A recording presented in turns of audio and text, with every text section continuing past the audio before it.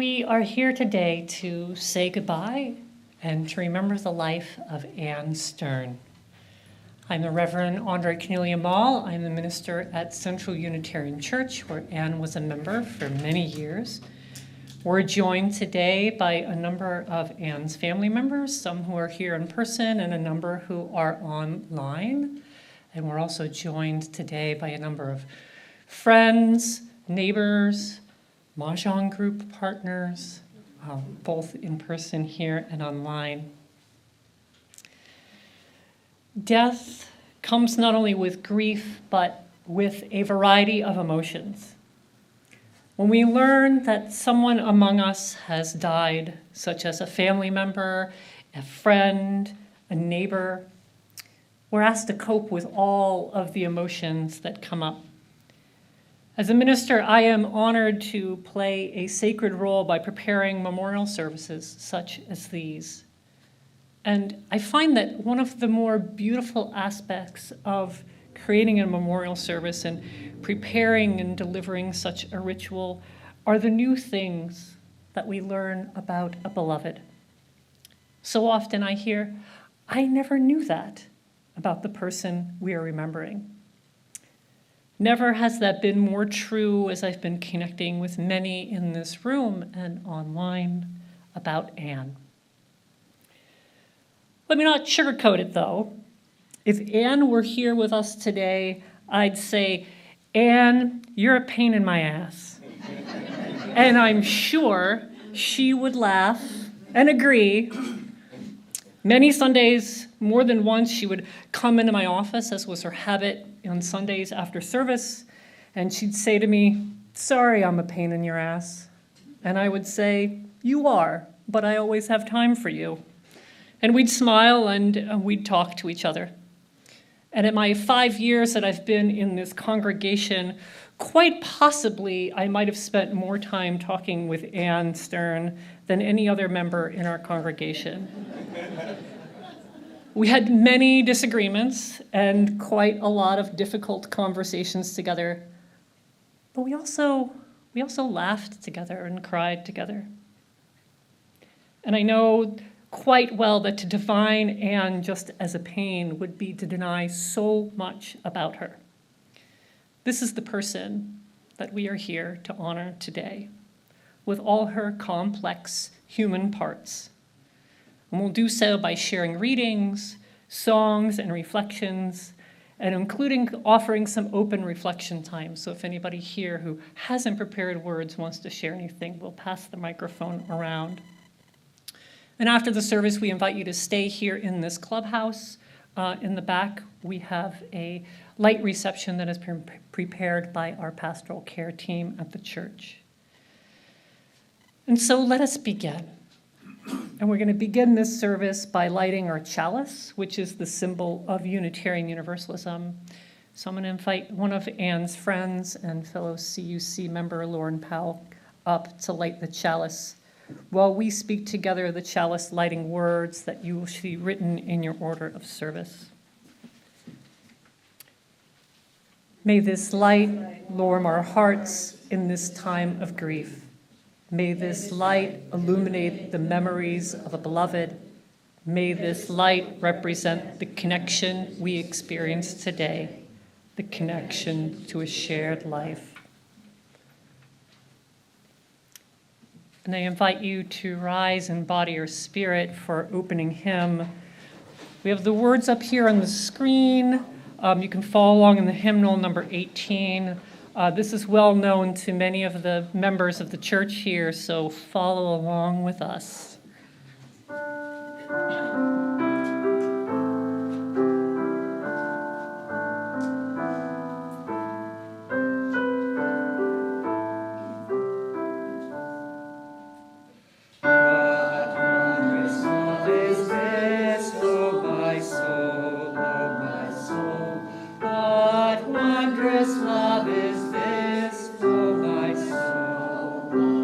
Wondrous love is this that brings my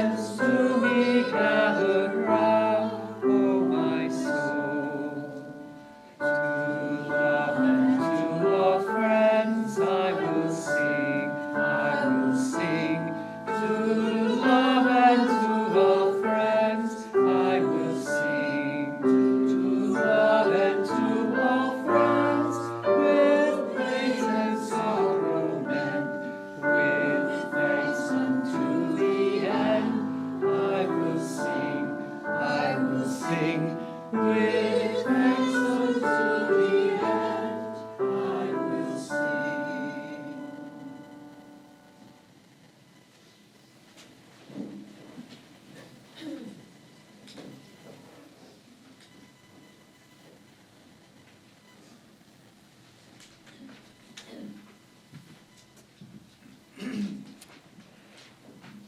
In 2019, during the autumn of my first year serving this congregation, I decided to host a fun event where I could get to know members of all ages.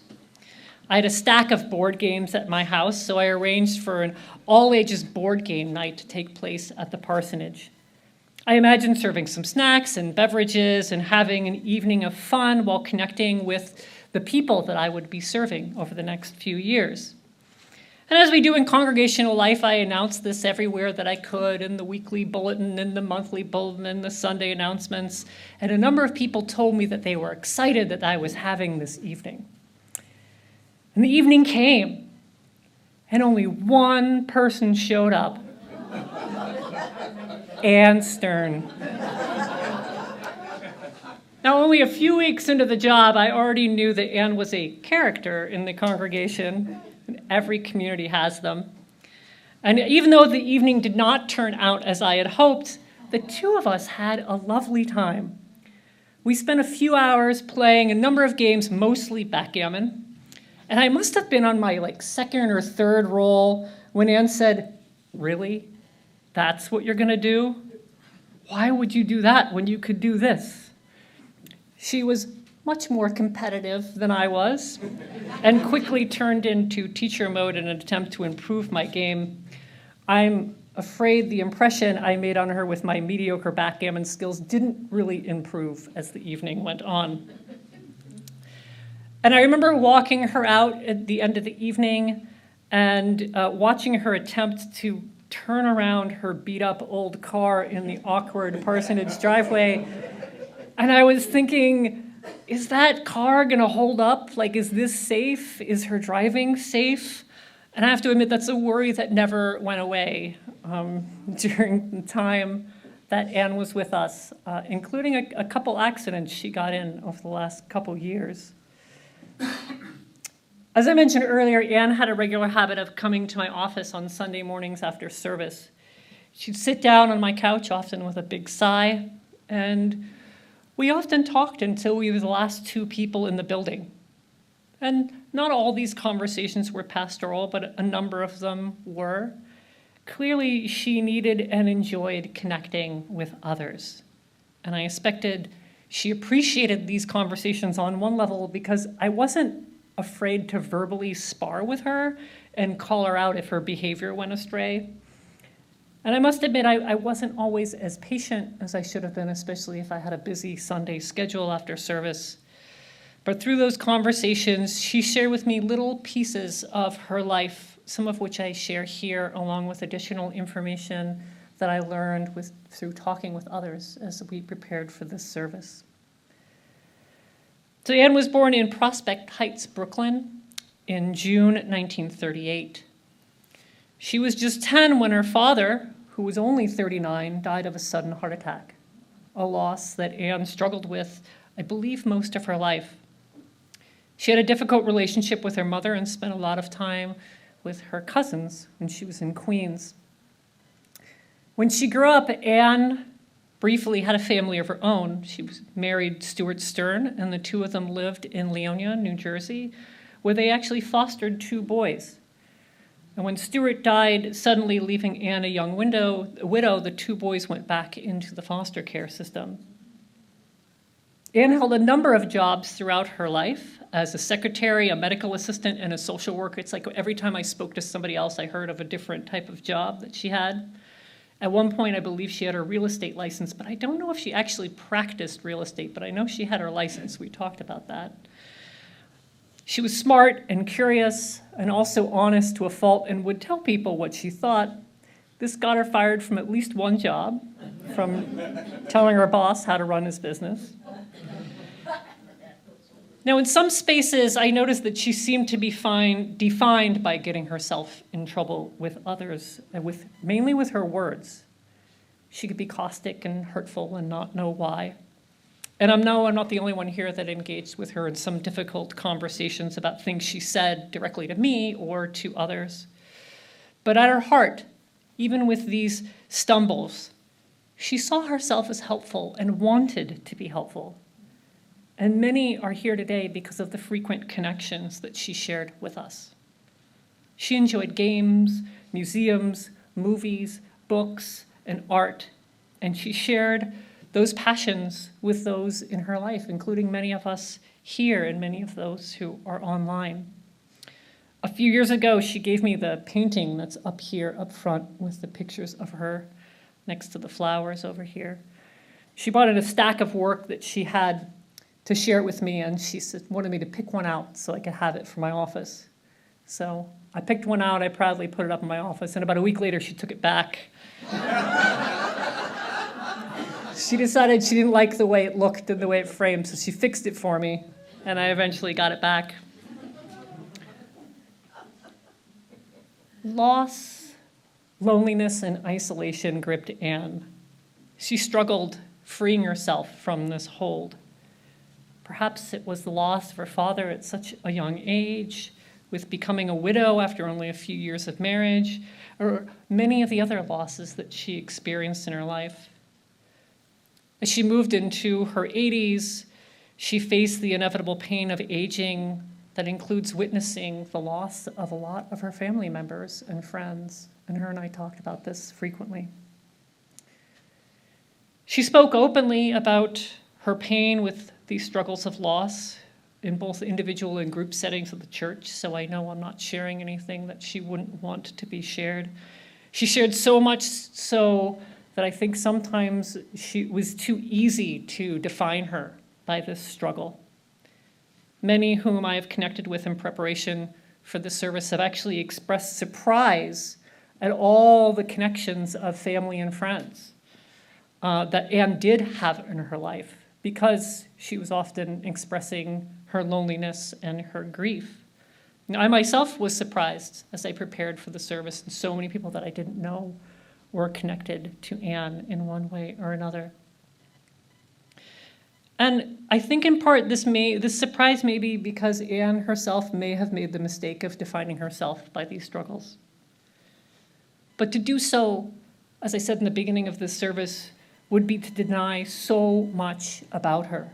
The fun, caring person that sometimes hid behind a caustic facade. The photo on the back of the order of service of a young Anne smiling at us, looking content, sitting in the lap of a large tree, I think captures just a glimpse of another aspect of her, playful and joyful, and maybe, even if just for a moment, content. I'm going to miss you, Anne. And each Sunday as I close out the building, often the last to leave, I'll miss our conversations, your mischievous smile. I might even miss trying to correct your behavior and ask you to stop doing certain things. And I'll miss worrying you as you climb into that clunker of a car and drive off. We don't know what happens after we die. Within this room, we hold a whole diversity of beliefs about death. The religious and secular beliefs around the world both differ and overlap in a variety of ways. But this one thing we do know: those who have died still have the power to influence those of us who are living. And that influence all depends both on how we remember them and how much we understand that it is impossible to know all the many complex aspects of one human life. Because even in death, a beloved may continue to surprise us.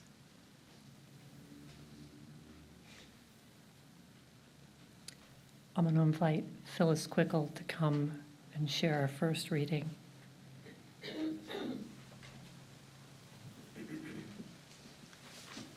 Good afternoon.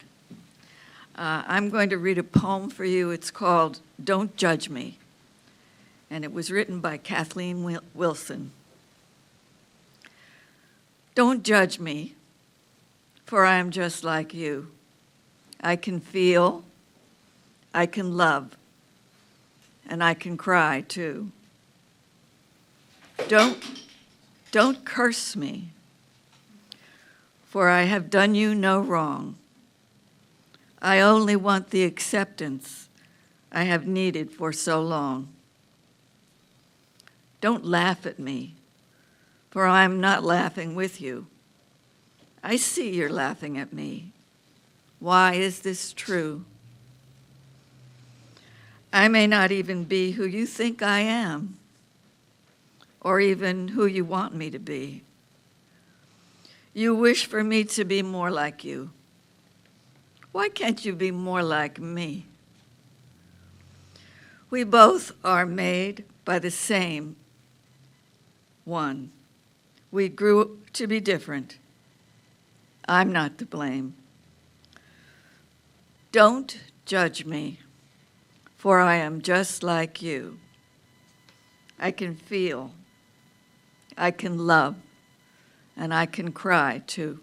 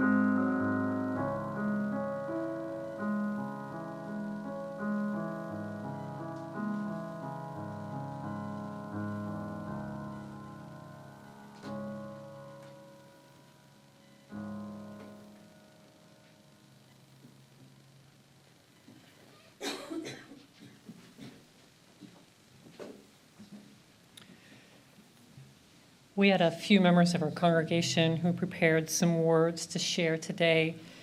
The first person, John Freund, was actually unable to come today, but through the miracle of technology, he sent in a brief video, which we're going to share his reflection with you now. Hi, my name is John Freund, and I would like to share my memory of Anne. My involvement in CUC is in worship, and that usually has me busy before, after, and during the service. So I don't mingle much. I had seen Anne around, but didn't have much contact with her except when she'd approach the chancel every so often to comment, mostly positively, on a piece of music. When she had something to say that wasn't an attaboy, it was not prettied up. But she was never disrespectful, dismissive, or unkind. It was usually just her opinion about the choice of music, and it was important to her that I hear it, and important to continue the conversation until it was clear to her that I got the point. Some people don't like this kind of unsolicited interaction, but as a performer, any commentary honestly given can be illuminating, and Anne was actually one of the barometers for me on how a song was received. We can all think of several people who can be counted on to speak up at congregational meetings, and I'm raising my hand here because I'm one of them. And Anne was there too, employing her frank approach. Here's the thing, though. As it always is with people who seem to make themselves known, I would wonder, what's her story? And then I became part of the church's COVID outreach, making sure that members who were living alone weren't always alone. And I spent some time visiting Anne. She had asked if I played backgammon. I did. And that was the basis of our first and every visit. And while I would be waiting for her to fix me something to drink, I would be taking in the many pictures and art on her walls. And seeing me do this was her prompt to tell me about the people in those pictures and the significance of that art, some of which she had made, apparently. She talked about her father a lot, and her husband, who long ago predeceased her, her time in social work, her interest in reading, and anything and everything else. She was a fun conversationalist with a lot of knowledge, ideas, and opinions, and questions. She was not afraid to ask a question. And she'd listen to the answers. She usually had something to say about the answers, but she'd listen. And again, I'm raising my hand here. When you have two people who like to talk, the conversations will outlast the backgammon. And about the backgammon. As a tournament player, she definitely had her opinions about how the game should be played. And because she was a tournament player, I deferred, mostly. In tournament rules, when you get all your pieces to your inner table, you can take them off as long as your roll is higher than the amount needed to move them off. The way I learned to play was that you had to roll exact amounts. Anne found this way of playing abhorrent because it delayed the end of the game. But she relented to playing a few games that way, and as wrong as it was, I think she learned to like it because it delayed the end of the game.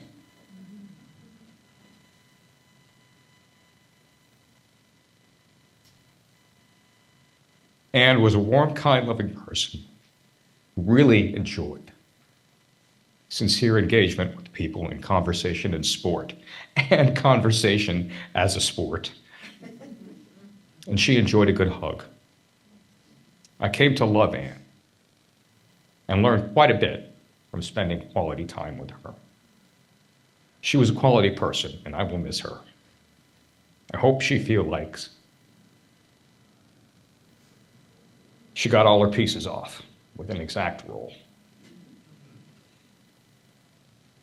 Thank you for listening.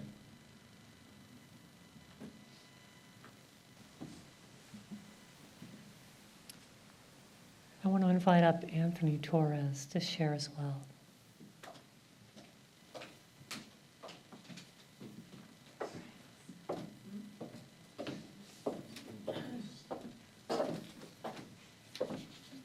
Hello, everyone.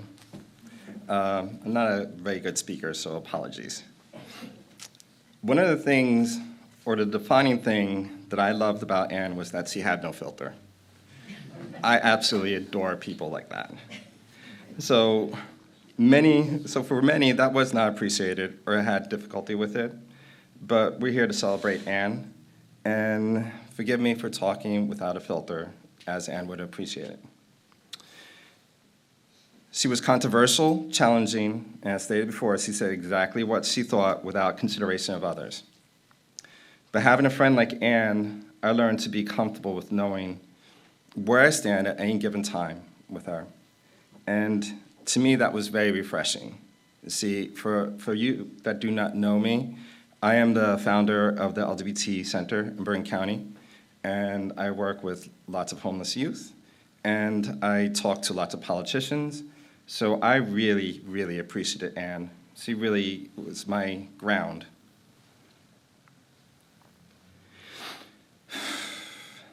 So I am also a proud non-binary gay man, as you can see, Latino, very loud. And that led to lots and lots of interesting banter, which I really, really, really am gonna miss. I really, really, I'm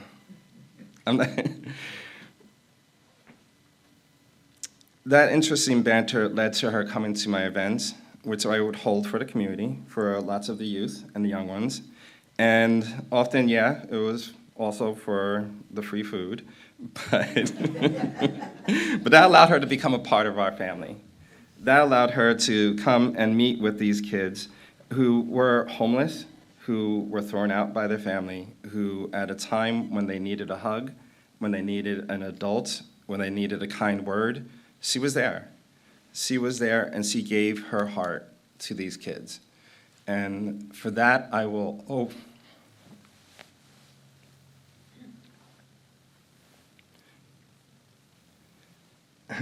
sorry.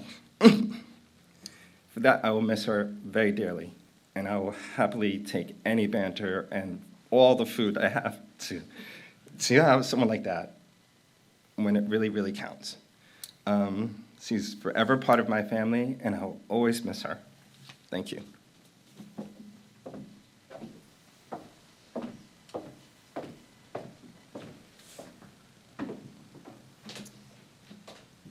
I want to invite Andrea Ouida up for our next reading.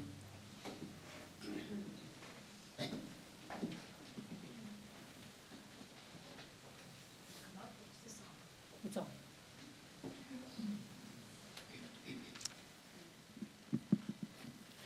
The poem I'm going to read. Wait, I forgot to bring it.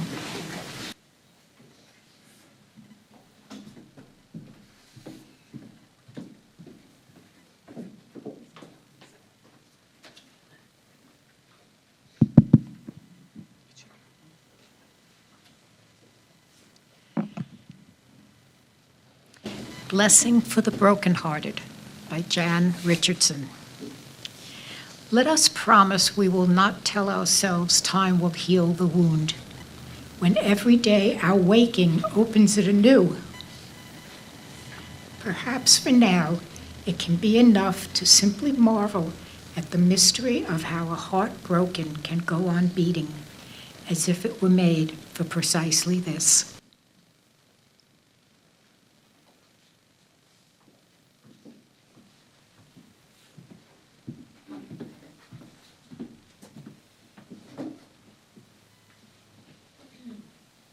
And I invite you for this next hymn. You can stand, you can sit, whatever your body feels. This is another one our congregation knows well. There is more love somewhere. It's 95 in the Great Hymnal. We're just going to do verses 1, 3, and 4.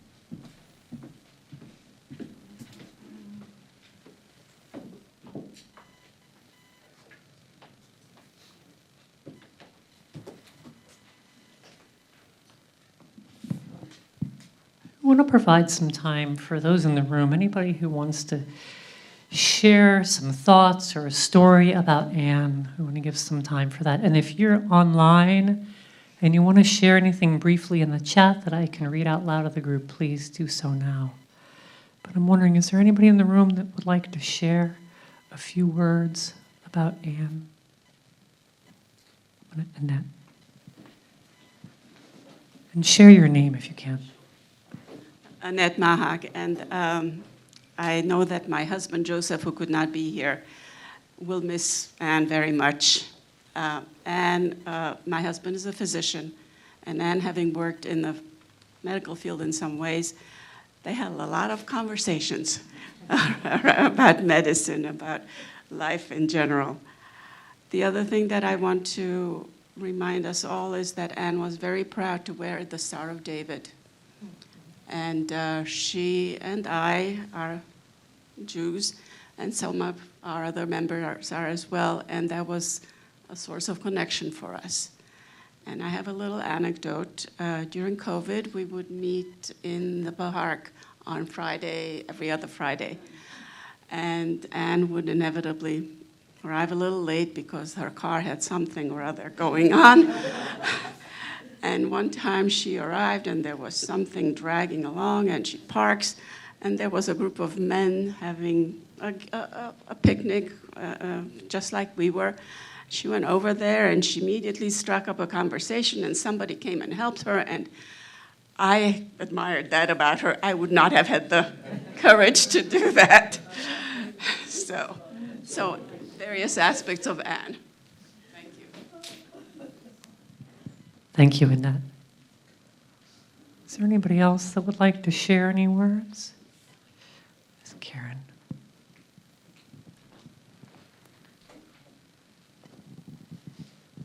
So my name is Karen Clements. I'm a member of the church as well.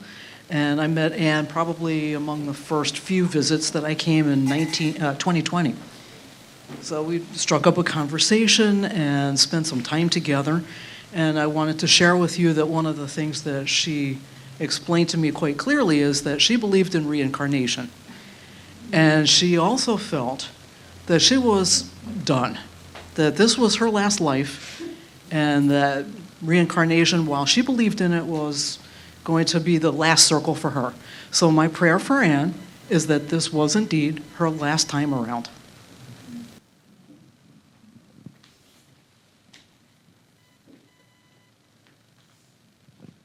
Makes me think of John's words in his reflection, that she got the exact roll to get off the board. Anybody else want to share any words? Phyllis. Anne was very helpful. She always wanted to help. We had the pastoral care committee has a soup lunch. It's the pastor's soup lunch once a month. And she always wanted to be very helpful. She wanted to help put out the food on the tables. And one time, the refrigerator that we had in our kitchen, in our church that we had in Paramus, somebody had thought that that was a freezer instead of a refrigerator. And they put their ice into the refrigerator thinking it would stay icy. And it melted, and the bottom of the refrigerator was about 3 inches of water. And she said she was going to take care of it. And she got paper towels and other kinds of towels and cleaned up the whole bottom of the refrigerator. She was a worker. She really wanted to pitch in and do things, and I really appreciated that about her. She was a lovely lady. Thank you, Phyllis. Anybody else here in the room? A couple more. I want to go to Lauren first and then Susan.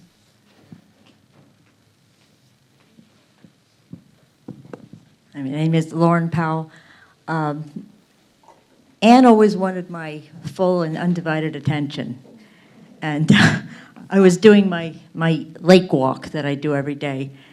And I was on the phone with Anne as I walked. And she must have heard me huffing and puffing because I go fast. And she said, "What are you doing? I said, I'm on my lake walk. She said, can't I ever have your undivided attention? And I said, no. That's what I do. I'm a multitasker. I do stuff. And I said, Anne, if you want to reach me, honestly, I text. When you call me, I don't even know where to look on the phone for a call that came in. I really don't. I don't. But texts I will always get. And so I bought her a phone that was like a twin of mine. They offered, like an extra phone as a part of the plan. I bought her like the same phone with a matching case. I even put a little thing on it. It was, I made it look just like mine. And she said, oh, that's very nice. Where do I turn it off?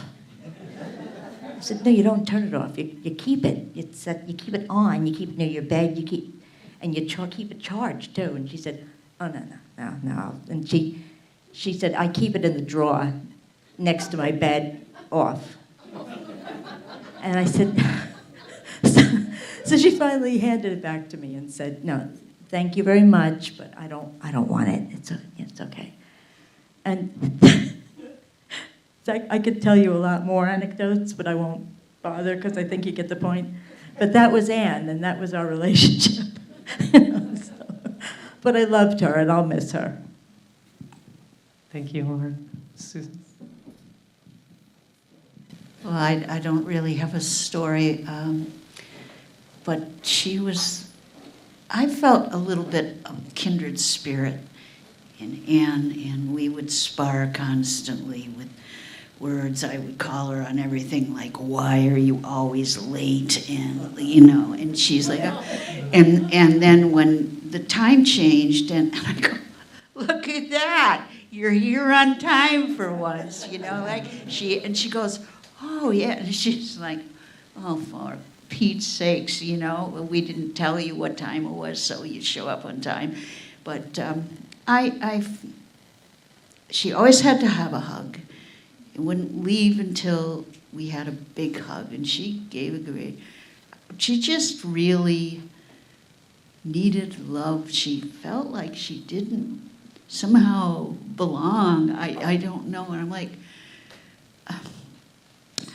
I didn't know how to counter that, but I do remember this last December. I'm so glad she came to the Christmas tree lighting. She was like a little child between hot dogs and burning marshmallows. She was just had a ball. She goes, oh, thank you so much for inviting me. And I'm like, no, everybody, you could just come, Of course, she complained about not finding the place right away, but she had a ball, and she was by this time often unsteady on her feet, and so I asked my granddaughter to walk her over because she had parked in the old church parking lot, and so my granddaughter finally came back. It took a while, I don't know, and I said, so what? She goes, oh yeah, we just talked about cars, Mom. Grandma, we talked about cars. And I'm like, oh, I had no idea. A few more. George.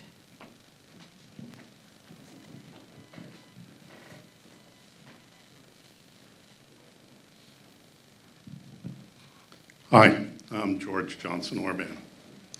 I only knew Anne for a short while. So what I'm going to do is I'll tell you what I recollect and then how I'm going to remember her and why. What I recollect is she would always show up at service late. And if I was sitting next to an open chair, like as not, she would come and sit next to me. She'd put her hand in mine. Half the time it was cold. Half the time it was warm. After service, we would typically spend a little bit of time together. Our conversations were more like lifesaver contests. No wounds were sustained, and we were adequately entertained. I think she didn't have a mean bone in her body. How am I going to remember her? Well, part of this is a quiz. Have any of you ever read Rudyard Kipling's book, Kim? If you have, you'll know that there's a character in it, Kim. Kim is a young child, sort of separate from the rest of the world, completely independent. But Kim was known as friend of all the world because Kim was streetwise, independent, and open to everything and anything that life had to offer. And boy, did she have adventures. Well, that's how I remember her. That's Kim.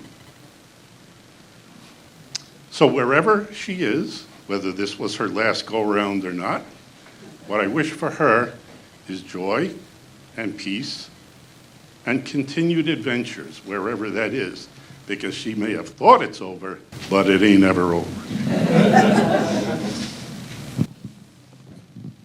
Thank you, George.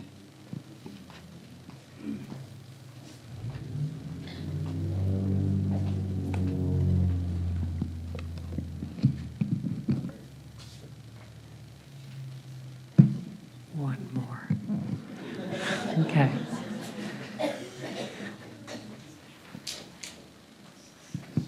So there's many things I remember about Anne, but the one thing that I truly remember and sticks with me was we had these covenant circles at the church, and they were small group ministries where I was the leader of a group, and everyone would get their opportunity to speak on a specific subject. And the rules of it were that, everybody got a chance to talk, and you didn't interrupt until it was your turn. And Anne had a terrible habit of interrupting everybody when they spoke. And she said the most inappropriate things most of the time. And, as a leader, you have to keep it under control and, say, Anne, but I have to say the 12-year-old child in me and the 68-year-old body used to just internally laugh at all the stuff she said because it was hilarious. And, it was just, like everybody said, she spoke her mind, and she said, and she had no filters, and, probably wasn't the appropriate setting for her. But I just remember them with a lot of joy, and in the covenant circles, you weren't really allowed to say anything. It's like what you say in Vegas stays in Vegas. But half the time I'd be dying to tell everyone about some of the stuff she said. But, I didn't. And then I also remember, running the outreach auction. She always wanted to help. And in retrospect, I wasn't always that kind to her because I was trying to run an event, and she would be coming up to me every second asking if she could do something. But like everybody said, she was always willing to help, and she was a worker. And I'll have good memories of her.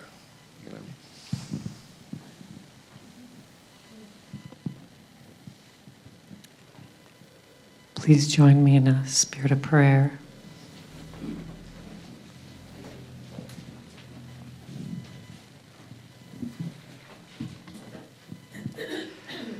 Dear God, source of love and life, we release our beloved Anne Stern to the great beyond, to whatever is to be found after our physical presence in this world. May she find peace from the struggles she faced in this life.